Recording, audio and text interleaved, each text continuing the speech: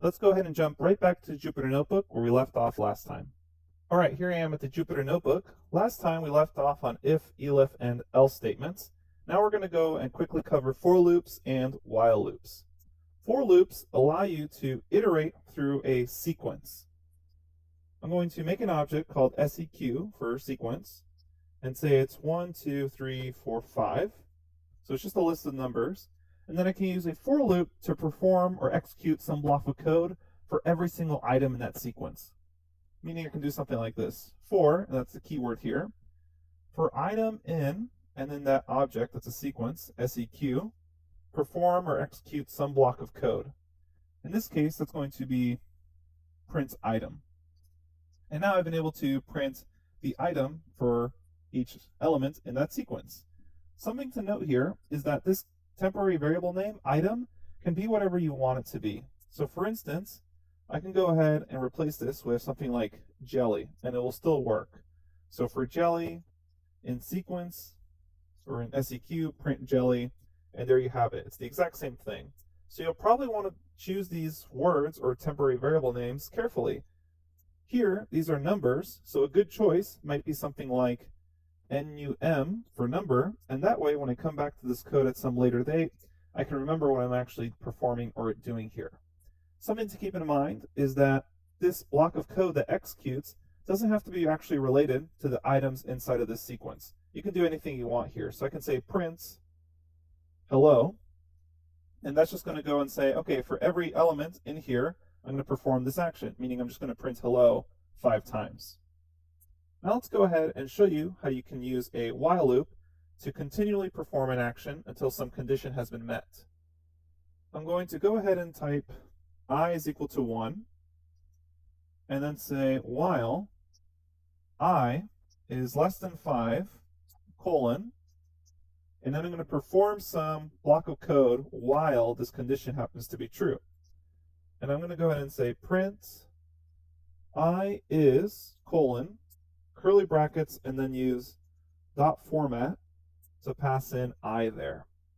Now don't run this quite yet, because look what's going to happen. I set I is equal to 1, and then I said, okay, while I is less than 5, go ahead and print this. If I just run this cell, I will get an infinite while loop, meaning the cell will just go forever because I will always be less than 5.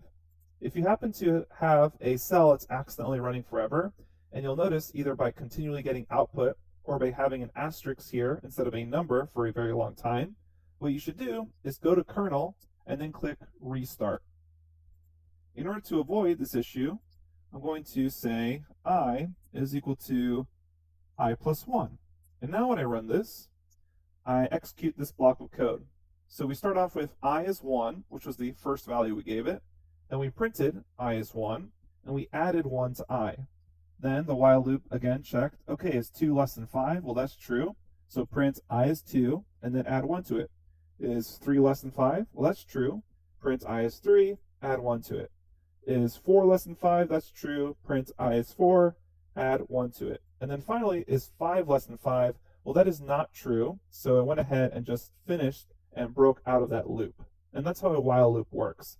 It's basically going to execute some block of code while some condition happens to be true. Okay, let's go ahead and discuss a few more useful functions that are inside of Python. One really useful one is range. A lot of times, you're going to want to do a for loop, something like this, for x in seq for sequence, print x. And remember, seq was just this 1, 2, 3, 4, 5. A lot of times, you're going to want to do something a certain amount of times. Now, one way to do that is say for x in, and then make a really long sequence. But you don't have to want to type that much. So Python has a range function. And range is going to be a generator of numerical values. So if you say range, it'll start with the number you want to start at and the number you want to end at. And if you run that, you get this range object. And then what you can do is say for x in range from 0, 5, colon, print x. And then you will see 0, 1, 2, 3, 4. And this is kind of a shorthand way to generate those values. It's a generator. If you actually want this to be a list, you would pass this into the list function, and that converts this into a list. So now I see a list of 0, 1, 2, 3, 4. And this is kind of a very quick way to actually execute something a certain number of times. So you can say then, even at just one number, range of 10, and by default, the starting number is 0. So now this goes all the way up to 10 elements. But since it starts at 0, it will end at 9. The reason being because 0, 1, 2, 3, 4, 5, 6, 7, 8, 9, 10, this is 10 elements. All right. That is the range function. Now let's go ahead and discuss list comprehension. List comprehension allows you to save a bunch of writing when you're trying to create a for loop to create a list. Let me go ahead and show you an example of using that for loop, and then I'll show you an example of list comprehension in action. I'm going to do this. I'm going to say x is equal to a list consisting of the numbers 1, 2, 3, 4. And then I'm going to make an empty list out, which is just a set of brackets. So it's an empty list, there's nothing in there. And then I will say for item in x, and I'm going to go ahead and make this clear by just changing item to num. So for num in x, I'm going to take my empty list out, and I'm going to append num to the power of 2. I run that cell, and then I'm going to go ahead and print out. That was that empty list. And notice what it has here. It basically has every number from x squared, 1, 4, 9, 16, instead of 1, 2, 3, 4. This sort of operation is so common in Python, where you're continually appending a value to a list, that Python has something called list comprehension. And it's basically a way of, instead of having to define a list and continually append logic to a list and use a for loop with colon indentation, you can actually type all of this essentially into a set of brackets and quickly create a list. Let me go ahead and show you how to translate this for loop code into list comprehension. List comprehension is kind of a for loop, but backwards. You end up saying what you want, item, well, let's go ahead and call it num to the power of 2, for num in, and then x. Remember, x is this list. And this is essentially the same code here, except when I run it, it ends up working because it's all inside of brackets. Let me go ahead and break down these steps again. Instead of saying this out.append and this out empty list, you'll just say something like out is equal to, and then a set of brackets. And then you can translate this for loop into a list comprehension by breaking it down in the following manner. You'll grab everything before the colon, so for num in x, copy and paste that, and then you will grab whatever you actually want to append. In this case, that's num squared, and put it in here before that for loop. And this is basically list comprehension. You're saying, give me the num squared for num in x. And now you can see that output has been cleared in one line. So a list comprehension is just a way to save some typing for you. If you're confused by the syntax here or just don't like it and this is more readable for you, go ahead and just use for loops with the .append. For beginners with Python, this sort of syntax tends to be hard to read at first, but as you gradually get better and better with Python, you'll usually switch over to list comprehension just to have things in one simple line.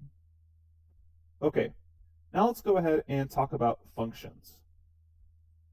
Functions allow you to basically not have to continually write code over and over again. You can just write it inside of a function and then call that function itself. The key word for a function is def or def. And def allows you to define a function. You'll say def space the name of your function. So we'll go ahead and call this my_func. And functions should start with lowercase letters. Then you pass in the parameters you want, such as param1, colon, and then you'll go ahead and execute some sort of code. So we can say, go ahead and print param1. Okay, this is a very simple function.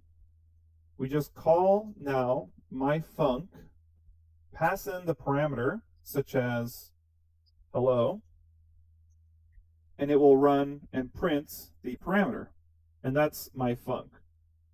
Let me go ahead and show you a more complicated example. If you get rid of those parentheses, you will not call the function, you will just ask Python, hey, what is this object? And it will report back, oh, that's an object, a main function called .my_func. So keep that in mind. There's a difference between calling my_func like this. This is the actual function. Closing the parentheses off of it actually executes that function. Now, right now we showed very simple functions that just print out a statement. But a lot of times you'll actually want to return a value so you can set it equal to another variable. Let me show you what I mean by that.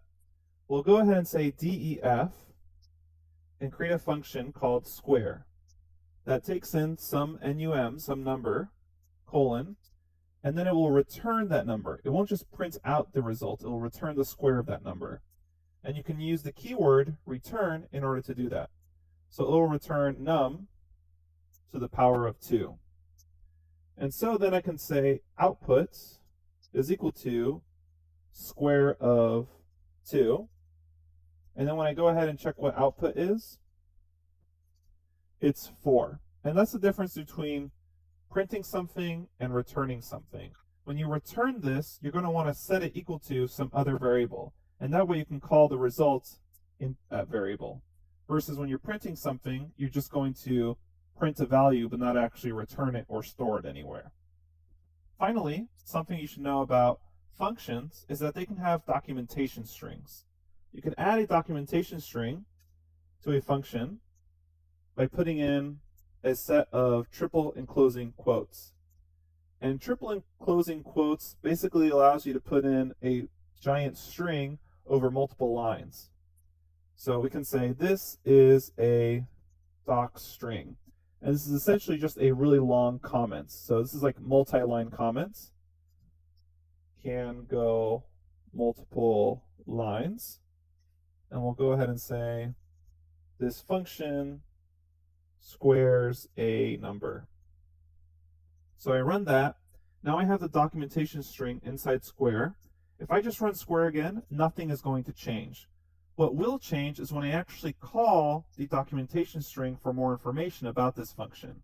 Jupyter Notebook has a really great ability to do this. You start typing the function you want, and then with your cursor at the end of that function, you click Shift-Tab. And you will get a signature call of the actual function, meaning what the function expects to receive, and then you can expand this to get the documentation string. And it says this is the doc string, can go multiple lines, this function squares a number. And that's going to be really useful, not just so much for your own functions, but for functions that are already built into the libraries that we're going to be learning. For instance, if we go back to when we were discussing range, here, you might think it's a little weird and you might have to memorize stuff as far as what numbers go where. Well, if you're using Jupyter Notebook, you can just type in range, Shift-Tab, and notice it gives you the signature, and then it also has the doc string, where you basically say range stop, and it gives you a range object, or you can say range and then start and stop, and it gives you more information, like returns an object that produces a sequence of integers, etc., and it has a lot more information there for you. And this is the sort of thing we're going to be using all the time throughout this course, this quick access to documentation strings. All right, we'll go ahead and end it there. What we're going to discuss in the next section of this lecture series are lambda expressions, using map and filter, and methods that you can use on common data type objects. All right, let me go ahead and quickly review everything we went over in this lecture. We went over how to create a function. The keyword is def. You pass in the name of your function, and you can pass in the parameters your function expects to get, and then the documentation string for them. You want to use return if you want to actually return the value of that function. And remember the difference between calling the function with parentheses, or without the function with parentheses, you can just get the function itself. We also learned about list comprehension, which kind of breaks down this sort of for loop into a single line inside of these brackets. Then we learned about range, which allows you to quickly create a list of a sequence of integers from a start to a stop point. We learned about for loops and while loops as well. All right. Thanks everyone, and I'll see you at the next lecture.